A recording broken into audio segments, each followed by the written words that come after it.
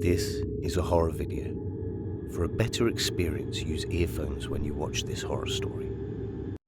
Being a 16-year-old boy in a small town in America doesn't sound fun, and it's not. Although, for my parents, this town was a dream come true. We are financially stable thanks to the jobs they love.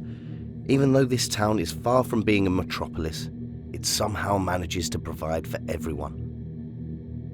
The neighborhood we live in is also a beautiful place, full of happy people. The neighbors are kind and caring. People go to the store with a smile on their faces while greeting each other on their way. We all seem to love our little heaven. I don't know exactly when my parents moved in, but at least I'm sure I was born here. My father has rarely said anything about the move-in, so the only source of information was my mother. That day, it was the first time your dad and I felt so loved, she used to say. Though, no matter how hard I tried, I was never able to get the answers I desperately needed. Are the earplugs uncomfortable? They would always assume. That was never the issue. The curiosity was uncomfortable, and sometimes even unbearable. At the beginning, I said I was happy, which is true.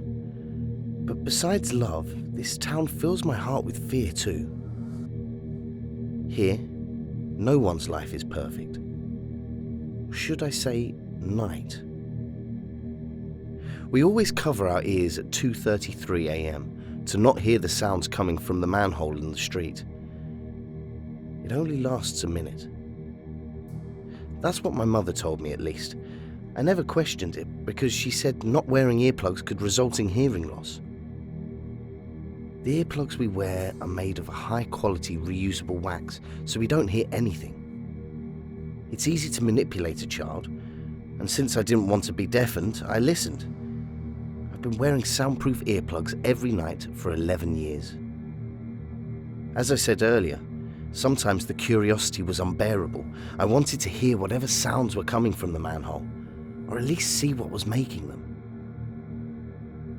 That's why, one night, with my earplugs in, I peeked out the window at exactly 2:33 a.m. Nothing. There was nothing on the street. I was about to go back to sleep when I saw something from the corner of my eye.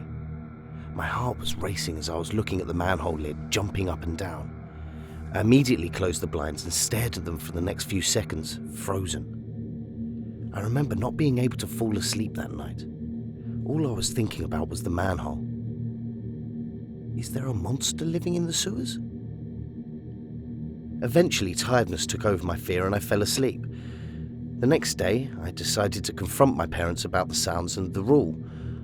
I don't know what I expected, but I do know what I got. Blank stares.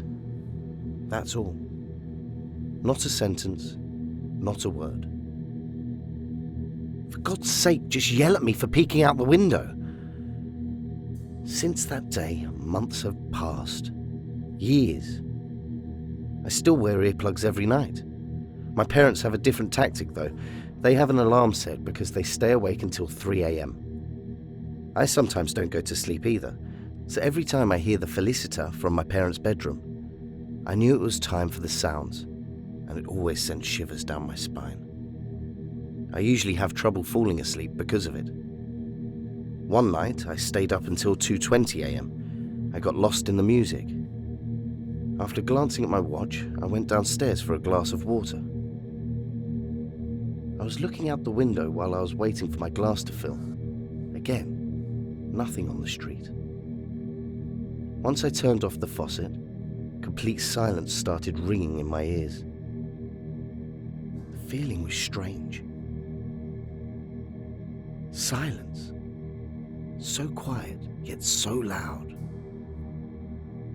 For a moment I thought I was wearing earplugs. Even though the silence was absolute, I wasn't the only one in the room. I screamed when I saw someone sitting at the dining table. It took me some time to realize that the scary silhouette was my father. "Dad?" I stuttered.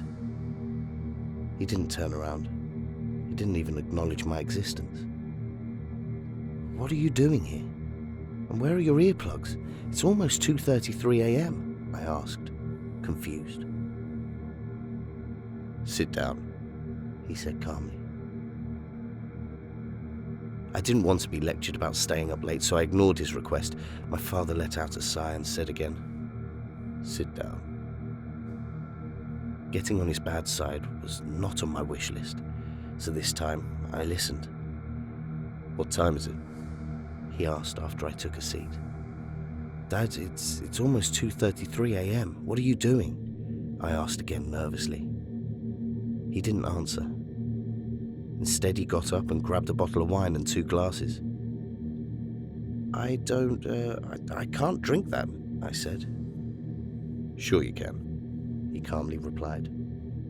After pouring the Tempranillo wine, he said, "We're waiting." I didn't understand at first. For what? I rushed to ask.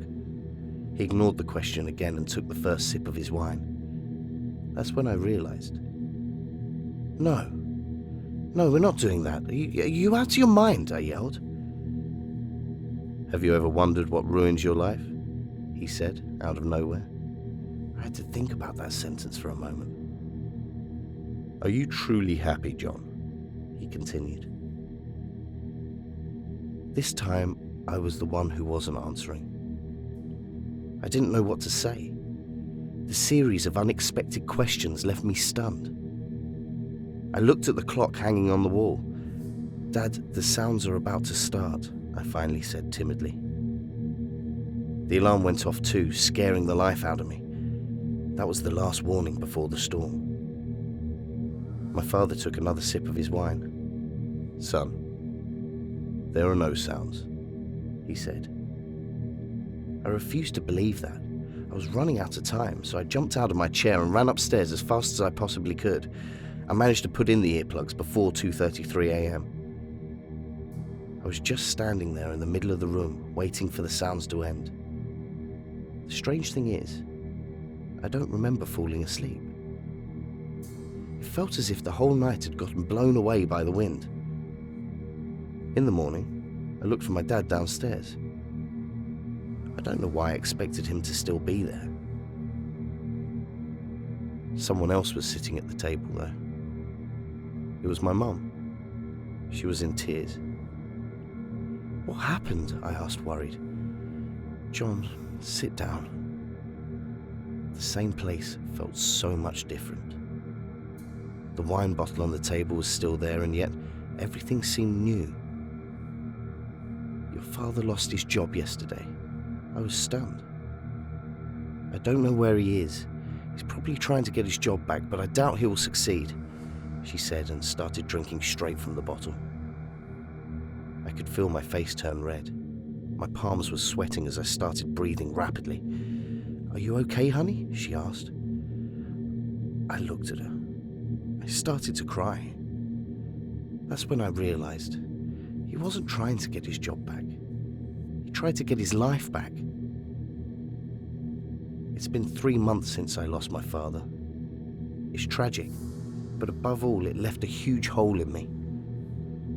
Even though nothing has directly told me, I can feel that he's down there, somewhere. Down in the sewers along with everyone curious. I loved my father, and it took him. Is it a monster? A ghost? A black hole? I'm not sure. All I know is that I'll keep wearing my earplugs to not find out. At the end of the day, we're the ones who, without permission, settled down in someone's world. It doesn't matter if it's under the ground. It still belongs to someone or something. And if covering our ears is the only rule we have to follow to have access to its magic, I'll make sure not to break it.